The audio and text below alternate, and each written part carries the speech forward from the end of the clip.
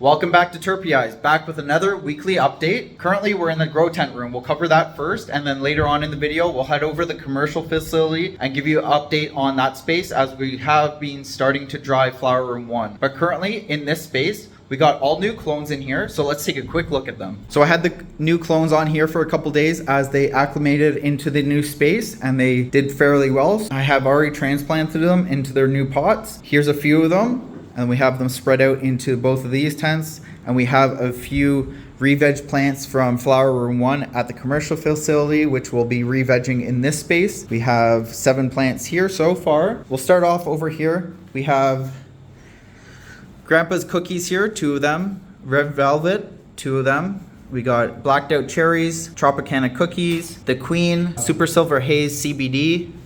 And then over in this tent, we have Masterpiece, Platinum Kush Breath, La Bomba. Over here, we have Slurricane number 7, Dips, and Pink Paradise. The re-veg plants are Stomp Berries, Grease Monkey, Platinum Pave, Permanent Chimera, which is the Chimera leaning phenotype that I have there. We got Sunday Driver, Tropicana Cherries, and Permanent Chimera. This is the perfect mixture between Chimera and Permanent Marker, so I think that will be the keeper. I just wanted to see how this one does after one more run. So overall, we have the new clones transplanted into 8x8 plastic pots.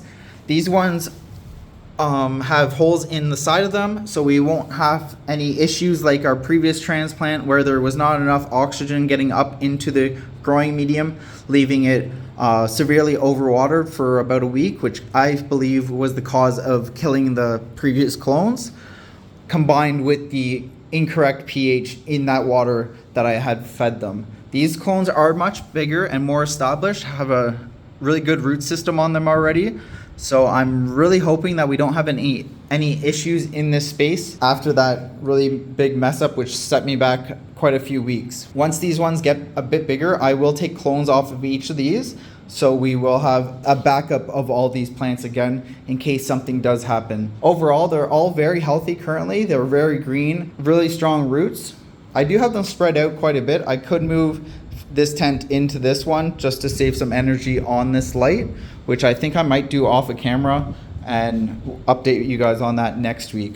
But overall, got the place cleaned up. I did see quite a few comments about having a dirty growing environment. I do clean this place after I make the video. I just don't think you guys want to see me time-lapse me cleaning, but if you guys want to see me doing that type of work, let me know and I will put it into the videos going forward. I just leave it out. I'll set up a time lapse for you guys to see all the work that I actually do in this place instead of just updating you on the work that I have done. So I have been working in here for quite a few hours in here, and the CO2 levels are currently at above 1600 ppm, which is quite high for these clones at this stage of growth.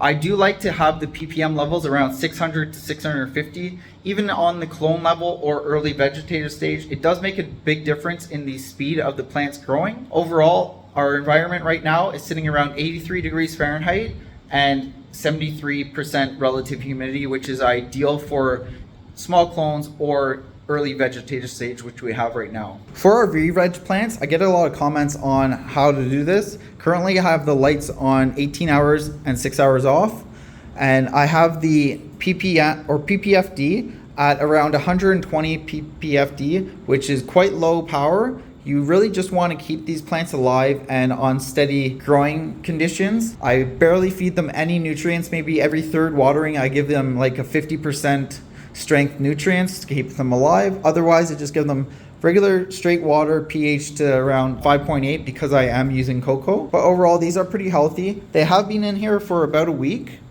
The one thing I have noticed since they have been in this place is this plant right here has started to go yellow. Very similar to the condition that the last plants I had in the space went. I'm not sure what it might be in this place. It might be a virus in this room overall, but we're gonna have to see how these plants do overall. These have been in here quite a few more days than these ones. So seeing the yellow signs on that one plant and a little bit over here is not giving me much hope on these plants surviving in here. I really hope that we don't have an issue in this place, but I have checked everything, the pH, the light intensity, our environmental conditions, right now it's at 51% just because I've had the door open, which goes outside, and it's very hot and very low humidity out there. But the humidity will rise up now that we have all these plants in here again and the doors shut. But our environment has been on point with our AC and heater controlling all that. Our CO2 levels are controlled by the Inkbird right here. It's quite high, like I mentioned earlier, but has been on point. Our light intensity has not been too strong for these plants, anywhere between 150 and 250 ppfd, which is fine because they have an established root system. The previous plants, we did have the lights a little lower around 120 ppfd. The first level is about 120 ppfd at the tops of the pots. The second one is around 220. So we are in good standings with that. The second notch on the light intensity I have in these two tents, and over here we'll show you on the VivoSun Grow Hub.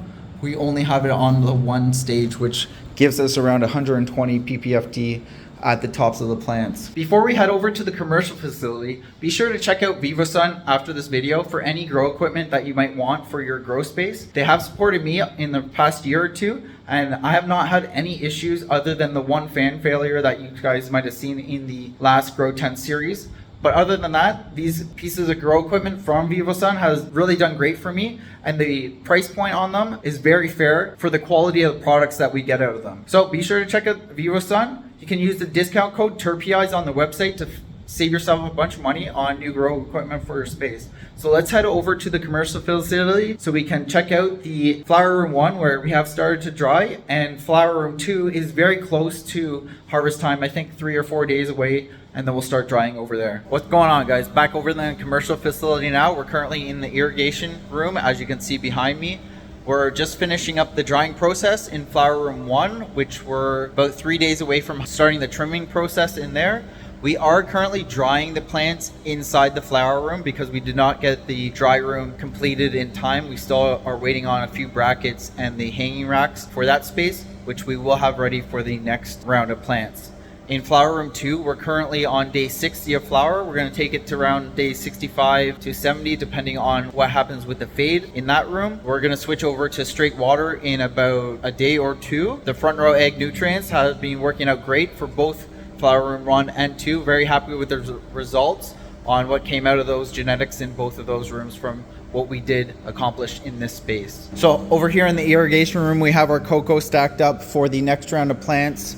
We have our 2 tanks here filled with straight water. That will be just extra storage currently. We will be starting our next round of plants in the veg room and then moving it into the flower room. Last round you saw me do the plants directly into the flower room and do the vegging process inside the flower room. We're gonna turn it into the full process this time around and veg in there and then move it into each flower room after that. We still need to clean out the tanks from the previous run. This is still straight water from the flushing process in the flower room 1. We'll end up cleaning the inside and the outside of the tanks in the next few days after we complete the drying process in here, which we're on about day 9 or 10 in here. I'll shut off the fan so you can hear me. Give you a nice overview of everything. You guys saw me dry like this in my 9-light room in Canada.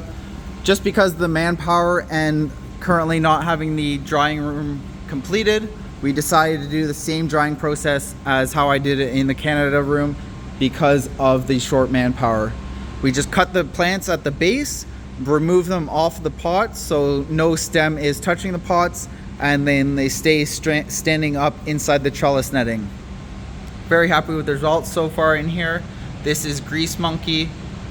It's pretty dark in here, so I can't really show you the quality because the camera is not that great in low light, but overall very happy with what did come out of this room so far, other than the sour diesel. Not happy with that strain, and obviously the failed pheno hunt in the back from the herms that we had early on in flower, but we did catch that early enough to not affect all of these plants in here by getting pollinated by those hermaphrodited plants over there. We're currently have the drying process in here set up to around 65 degrees Fahrenheit, and 57% relative humidity. I did have it down to 55% at the beginning of the drying process for the first few days, and then I raised it up to 57. I think tomorrow I'll switch it to 60% as there's not much moisture left in here to take out of the plants. We're just really trying to take out the small amount of moisture that's inside the bud and bring it out to the outside of the bud to make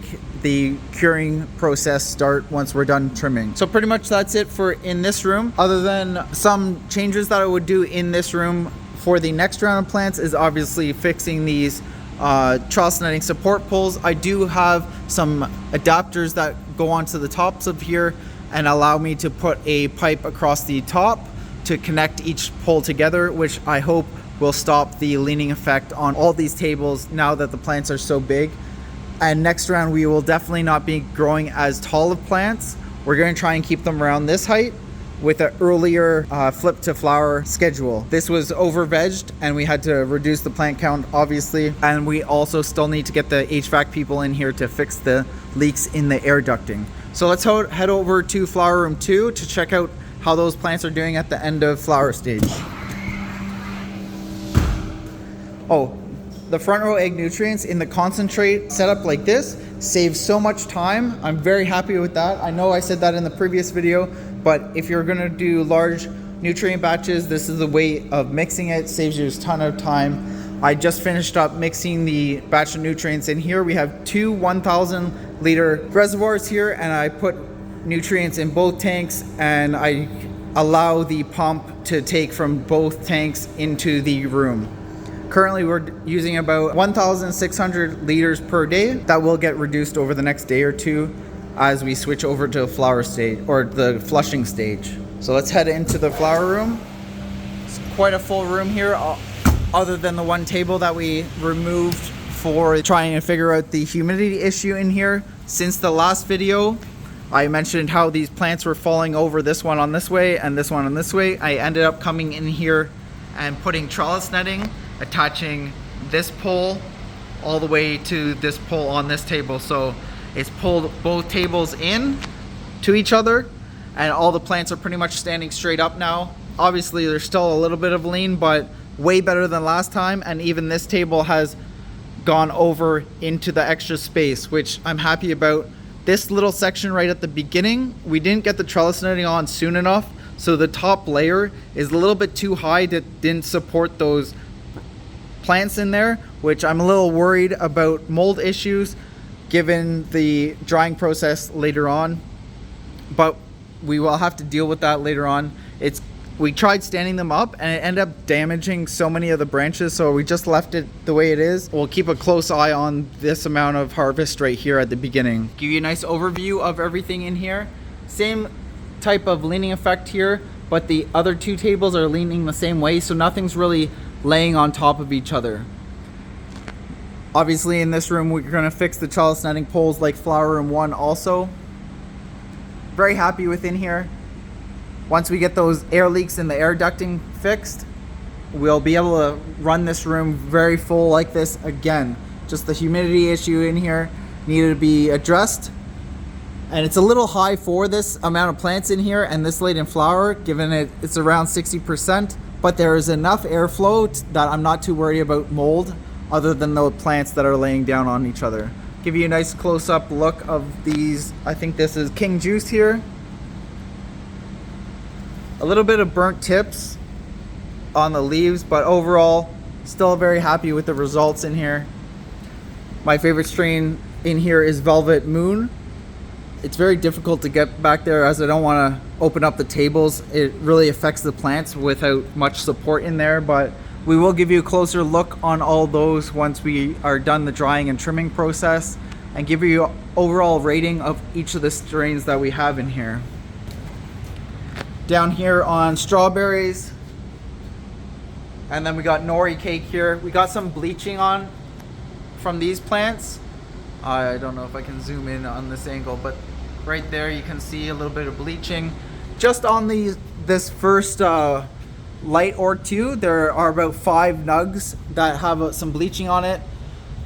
Like I mentioned previously, we have our light controller only on 2 channels, so we can't really adjust per row, which I will do in the future. And also we are at the max height. These lights can go all the way up, which we will address in the future by not only having shorter plants, but also getting a bracket for the light to attach to the unistrut above it a little bit differently. So we'll get about 10 inches more height out of the lights later on.